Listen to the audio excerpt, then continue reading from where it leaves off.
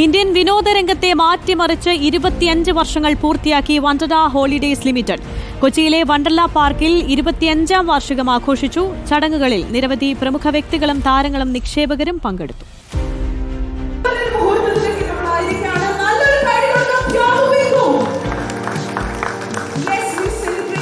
25ാം വാർഷികത്തോടനുബന്ധിച്ച് ആകർഷകമായ പുതിയ പ്ലാനുകളാണ് വണ്ടർലയിലെ ആഘോഷ പരിപാടികളിൽ അവതരിപ്പിച്ചത്.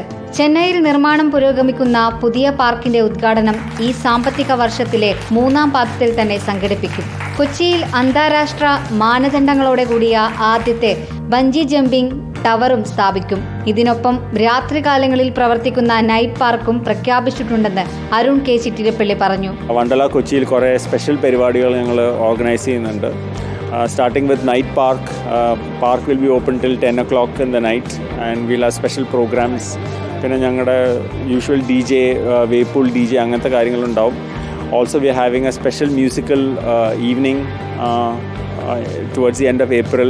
സിനിമാ താരങ്ങളായ ബേസിൽ ജോസഫ്, മഹിമ Nambiar, Kunnathunad MLA advocate PV Sreenijan തുടങ്ങി നിരവധി ആളുകളാണ് പരിപാടിയിൽ പങ്കെടുത്തത്.